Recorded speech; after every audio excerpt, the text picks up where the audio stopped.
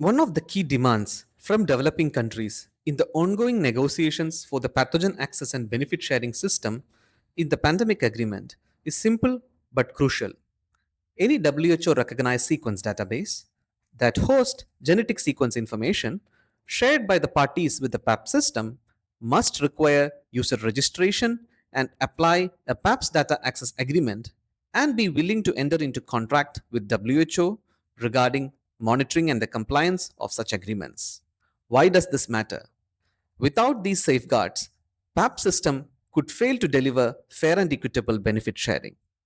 These measures will determine whether the PAP system will be effective or whether it simply enable biopiracy through digital means. But first, let's start with the basics. What is sequence information?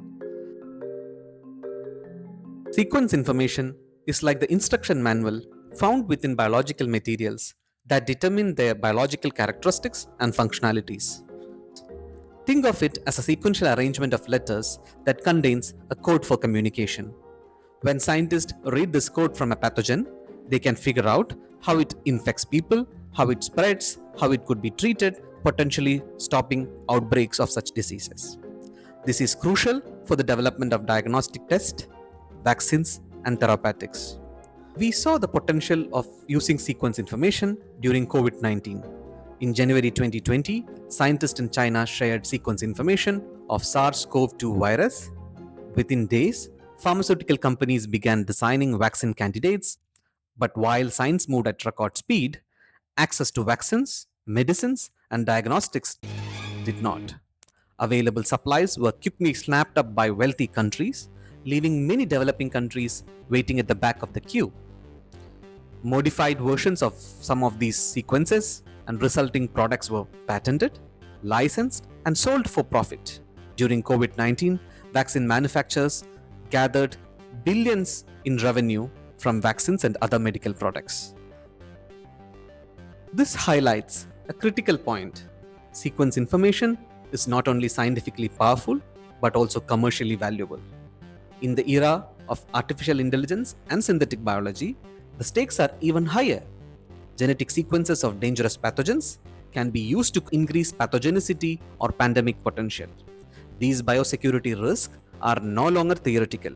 Today, genetic information is shared through databases that describe themselves as open access, even though they do not undertake any responsibility to guarantee access to such information. They can terminate or suspend access to researchers from a country or regions almost unilaterally.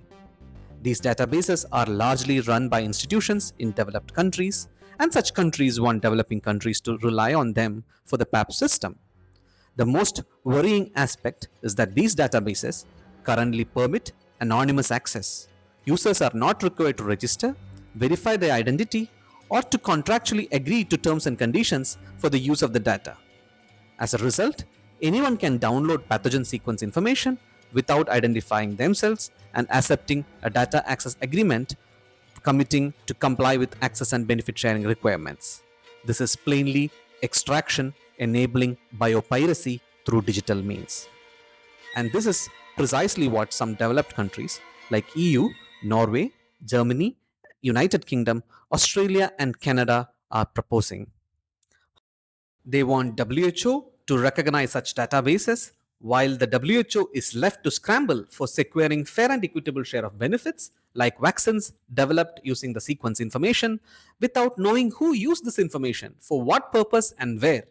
Further, the unconditional anonymous sharing of sequence information poses serious biosecurity risk in the present age of artificial intelligence.